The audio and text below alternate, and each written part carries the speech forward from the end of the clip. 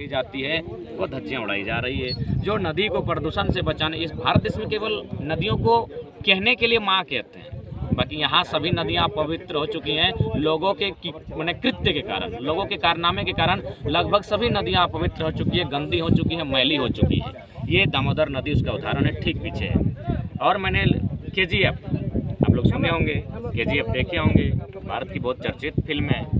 लेकिन मुझे लगता है पता नहीं झारखंड के लोगों के साथ क्या तकलीफ है कि झारखंड में एक टाइम बस एक काला पत्थर मूवी बना था। मुझे लगता है आज प्रत्येक दिन झारखंड में एक फिल्म रिलीज होगी। अगर आप KGF को एक फिल्म मानते हैं तो उस अनुसार झारखंड में प्रत्येक दिन एक फिल्म होगी। और आज हम लोग उसी एक KGF के कोयले की खदान के ऊपर बैठे हैं। बाकायदा आज किस प्रकार यहाँ लूट है।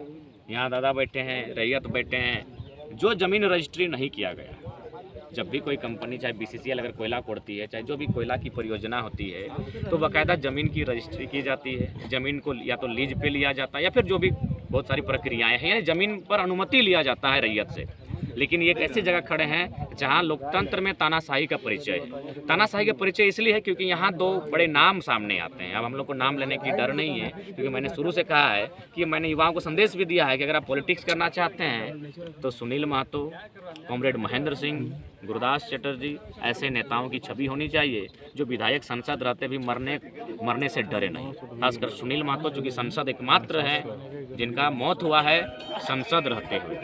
यहाँ नाम आता है LV सिंह। मैं तो परिचित नहीं हूँ, लेकिन लोग डर डर के उस नाम को ले रहे थे। मुझे डर नहीं, डर डर के सबके जुबान से एक नाम आ रहा था LV सिंह। फुल फॉर्म क्या है मैं नहीं जानता हूँ। लाल बाबू सिंह, हाँ लाल बाबू सिंह। और एक कुंभनाथ सिंह, उनसे ना मैं मिला हूँ ना जानता हूँ, लेकिन यहाँ डर डर के लोग उसका नाम ले रहे थे कि उनका यहाँ एक डर का माहौल है। क्यों? लोकतंत्र बड़ा है कि LV सिंह बड़ा है? लॉ से लाल बाबू भी होता है, लॉ से लोकतंत्र भी होता है। तो लोकतंत्र बड़ा है कि लाल बाबू सिंह बड़ा है, इसका निर्धारण भारत की लोकतांत्रिक व्यवस्था ही करे। अगर लोकतंत्र बड़ा है तो लाल बाबू सिंह कौन होता है? यहाँ के लोगों की ज़मीनों पर जबरन डंपिंग करने वाला। बाकायदा जब लोग इसकी शिकायत करते हैं तो उधर से कहा जाता है अरे जो ग्रामीण जो करते हैं करने दो, हम देख लेंगे।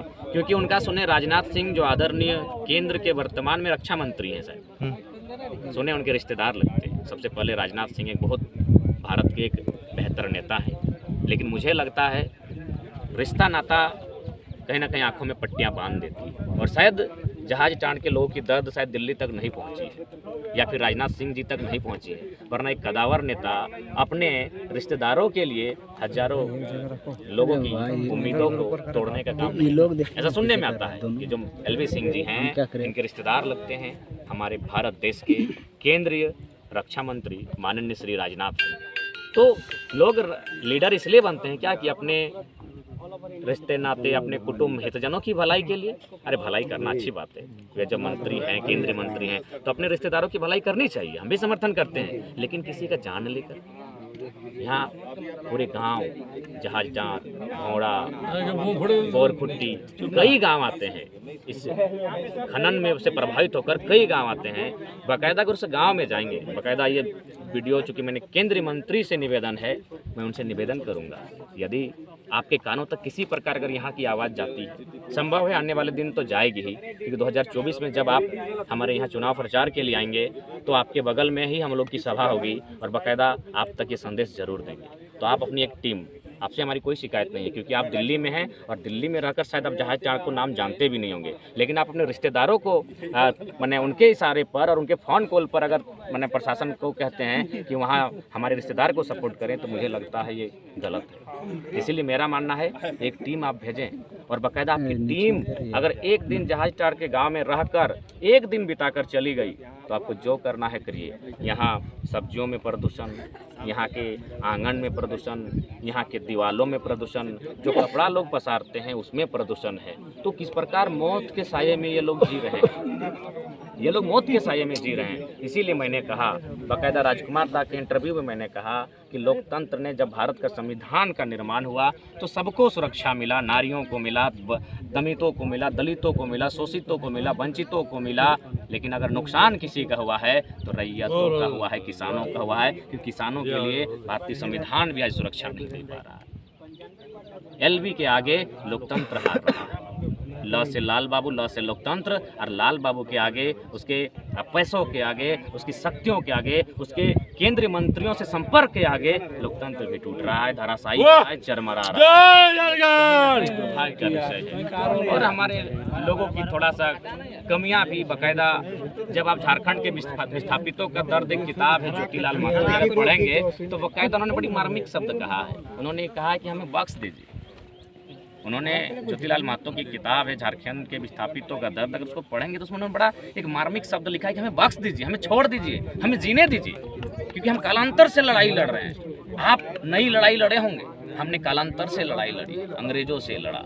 जब जब लोगों ने, राजाओं में महाजनों ने हमारी ज़मीन लूटने का प्रयास किया, हम लोग तब तब लड़ाई लड़े, और आज भी हम लड़ाई लड़ रहे हैं। आज भी शक्ति निर्मल के रूप में हमारी हत्या हो रही है, तब हमें बख्श दीजिए। यानी वो दुहाई दे रहे हैं, वो लड़ने की बात नहीं कह रहे उस पुस्तक में, कह रहे यार हमें वो छोड़ दो, बहुत हमें सताया, अब हमें दामोदर नदी के तट पर, स्वर्ण रेखा मयूराक्षी नदी के तट पर अपने परिवार के साथ जीवन यापन करने। बड़ी मार्मिक लाइन है, आप कभी समय मिले तो आप पढ़िए। तो इसलिए आज हम भी चाहते हैं, धनवान हैं, अच्छी बात है, आपके धन से हमें कोई नज़र नहीं गड़ाए हैं, लेकिन आपने धन जो कमाया है वो जहाज टाण की माटी से जो कोयला उत्पन्न हुआ है उससे कमाया है। आज जहाज टाण पीछे जहाजटाड़ गांव भी है, आज वो गांव मौत के साये में जीता है, डर के साये में जीता है। तो आज अगर वास्तव में लोकतंत्र है तो मैं आज चूँकि मीडिया लोकतंत्र के माध्यम से मैं पूरे देश तक ये संदेश देना चाहूँगा, इसीलिए बाकायदा मैं आज अपने लाइव में भी जुड़ा हुआ हूँ कि ये आवाज़ लोगों तक जाए कि किस प्रकार यहाँ अन्याय हो रहा है। और मैं निवेदन करना चाहूँगा, क्योंकि बगल में देखें सीआईएसएफ का भी पहरा है, बगल में झारखंड पुलिस का भी पहरा है, लेकिन उनकी उपस्थिति में कल बमबारी होती है और लोग तमाशा देखते हैं। तब तो सवाल होता है कि भाई लोकतंत्र की आड़ में केवल किसानों की ज़मीन छीनी जाएगी? लोकतंत्र में क्या इतनी शक्ति है, कानून व्यवस्था में इतनी शक्ति है कि उसका गर्दन किसी माफिया, किसी भू माफिया, किसी कोयला माफिया, किसी दबंग के गर्दन तक जाएगा? वास्तव में अगर लोकतंत्र है और वास्तव में कानून की ढांचा है और कानून से अगर देश चलता है, जो कानून सबके लिए बराबर है, जो भारतीय संविधान आर्टिकल 14 भी बाकायदा कहता है विधि के समक्ष कानून के सबक सभी लोग समान हैं, और वास्तव में अगर कानून सबके लिए बराबर है तो हम लोग देखना चाहेंगे कि माफियाओं की गर्दन तक हमारा कानून कैसे पहुंचता है। लोग कहते हैं कानून के हाथ बहुत लंबे होते हैं, ये कानून के हाथ कितने लंबे हैं जो माफियाओं की गर्दन तक पहुंचते हैं, हत्यारों की गर्दन तक पहुंचते हैं, और अभी फिलहाल उनकी गर्दन तक पहुंचे हैं जिन्होंने कल बमबारी किया है। प्रशासन की उपस्थिति में, सीआईएसएफ की उपस्थिति में, मजिस्ट्रेट की उपस्थिति में, थाना प्रभारी की उपस्थिति में कल बम फूटा है, और ग्रामीण डर के साये में है, लेकिन बात बोलने वाला कोई नहीं। बाकायदा एक फिर से जानकारी देना चाहेंगे, ये जो हमारी ज़मीनें अधिग्रहण किया गया है, ये लगभग बिना रजिस्ट्री के किया गया है, बिना विस्थापित किए किया गया है, बिना मुआवजा दिए किया गया है, बिना हमें नियोजन दिए किया गया है। और कम से कम आप जो भी केंद्र की समितियां हैं, अगर इस गांव में अगर एक रात रह लेगी, एक रात भोजन कर लेगी, पानी पी लेगी, तो हम लोग आंदोलन नहीं करेंगे, हम लोग दामोदर नदी में नौका पकड़ के कहीं चल के बस जाएंगे। ये गांव हमारा है, हमारे पूर्वजों ने अपने खून पसीने से सींचा है, लेकिन आज हम लोग डर के साये में हैं। डर किसका है पता नहीं, कोई एलबी सिंह है, लाल बाबू सिंह, लोग डरते हैं उससे, डर रहे हैं लोग। लेकिन मैं आज स्पष्ट करना चाहूँगा, कब तक डरोगे रैयत लोग, कब तक डरोगे, किससे डरोगे? इस दुनिया में जिंदा रहने के लिए कोई नहीं आया है। सिकंदर भी खत्म हुआ है, यहाँ के पंछियों का हाल सब मर चुके हैं। ये मोर का पंख मिला है, बहुत सारा यहाँ, बहुत सारे मोर रहा करते थे, और ये ग्रामीण बता रहे हैं कि मोर ये मरने के बाद ये पंख कहीं उन्हें मिला। 100 से 150 की संख्या में मोर समझ रहे हैं ना आप? हम लोग तो पढ़े थे कि the national bird of India आज भी है ना। अगर पीकॉक अगर आज भी नेशनल बर्ड है, तो अगर किसी कंपनी के कारण, और भी निजी, उसमें कॉन्ट्रैक्ट पे चल रहा है, टेंडर पे चल रहा है, यानी एक निजी व्यक्ति, अब कंपनी भी भारत की कहाँ, वो तो कॉन्ट्रैक्ट पे दी है, एक निजी कंपनी जिसके ऑनर शायद एलबी सिंह है। अगर इतने लोगों की, इंसानों की हत्या के साथ साथ इस कंपनी के माध्यम से, प्रदूषण के माध्यम से अब नेशनल बर्ड की भी हत्या हो रही है, तो मुझे लगता है लोकतंत्र इतना कमज़ोर है? क्या भारत का लोकतंत्र इतना कमज़ोर है कि उसके ऊपर एलबी सिंह है? ये देखिए मोर का पंख मिला है।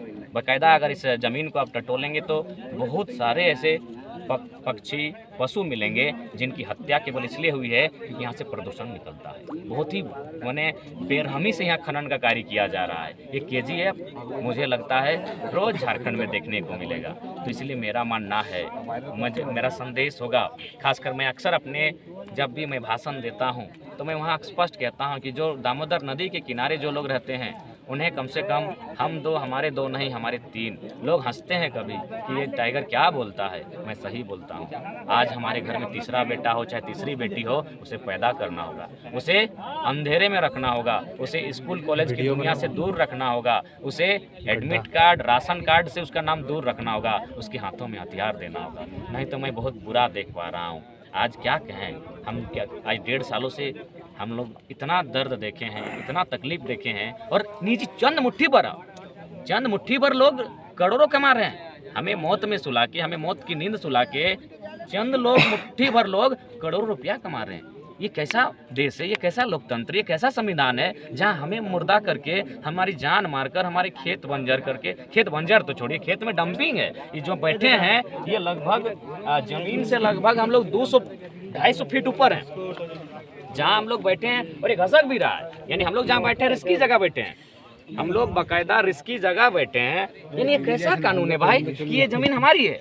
यहाँ जबरन कोयला कोड़ने के बाद जो कचरा होता है, पत्थर, यहाँ जबरन डिंगाया गया है। डिंगाना समझते हैं ना, मैंने डंपिंग किया गया है जबरन, क्योंकि ग्रामीण संबंध उनका केंद्रीय मंत्री से ना, LV साहब का संबंध केंद्रीय मंत्री से। भाई कौन उनसे लड़ पाएगा? तो इसीलिए ग्रामीणों को हम यही कहेंगे, कानून में, प्रशासन में वो शक्ति नहीं दिखती है।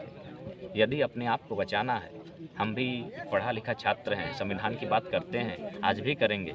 एक बार संविधानिक, हम लोग संविधान के ही नाते धरना पर बैठे हैं, लगातार अपनी आवाज़ को रखते हैं। DC का लेटर है हमारे पास SDO का लेटर है, तमाम CO का वेरीफाई किया गया है कि ये ज़मीनें हमारी है, ये ज़मीनें हमारी निजी ज़मीन है, ये किसी के बाप की ज़मीन नहीं है। लेकिन फिर भी लोकतंत्र की शक्तियों का दुरुपयोग करते हुए आज जो यहाँ तांडव हो रहा है, इस तांडव को देखने के लिए शायद कोई हुक्मरान उसकी नज़र नहीं गड़ रही है। इसलिए आज कठोर शब्दों में मजाक में लें, हंस के उड़ा दें, या फिर जिस प्रकार इस बात को लें, हम दो हमारे दो नहीं है, तीसरा पैदा कीजिए और तीसरा को ट्रीट कीजिए कि उसके हाथ में हथियार होगा।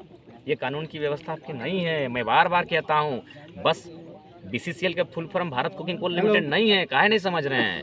BCCL का फुल फॉर्म आज भी ब्रिटिश कुकिंग कोल लिमिटेड है। ब्रिटिश से भी बुरा असर है। ब्रिटिश लोग में भी दिल था, मैं मानता हूँ, ब्रिटिश लोगों में दिल था, इनसे बेहतर दिल था। वे लोग हमें लास्ट में मारने पीटने के बाद कानून बनाते थे। ब्रिटिश लोग हमें मारने पीटने के बाद, हमें जेल में डालने के बाद, हमारे गर्दनों को काटने के बाद बाकायदा कानून बनाते थे कि इनकी ज़मीनों को ना छुआ जाए। लेकिन भारत सरकार ने कोई कानून नहीं बनाया, कोई विस्थापन आयोग नहीं बना, एक ढंग का विस्थापित नीति नहीं बना जो हमारे लोगों को सुरक्षित कर सके। इसलिए मैं स्पष्ट कहूँगा, अगर खून खोलता है इस दृश्य को देखकर, हमारी बातों को सुनकर, तो मुझे लगता है हम हर जगह जरा मत तो क्यों जाएगा। हर घर से निर्मल दा सुनील दा बनकर सामने आओ, हथियार उठाओ, आखिर जैसा भी पड़े अपने आप को बचाने के लिए, भारत को बचाने के लिए लाखों लोगों ने बलिदान दिया है, तो अपनी माँ माटी को बचाने के लिए तुम्हें हथियार उठाना पड़े, उठा लो। तीसरा बेटा पैदा करना पड़े, तीसरी बेटी पैदा न करना पड़े, कर लो। उसके ना हाथों में ना एडमिट कार्ड होगा, ना राशन कार्ड में उसका नाम होगा, ना किसी स्कूल कॉलेज में उसका एडमिशन होगा। उसे बंद कमरे में रखिए और रोज इसी तरह जहाज टांड ला के उसके दर्द की दास्तां को सुनाइए कि किस प्रकार हमारे साथ अन्याय हो रहा है।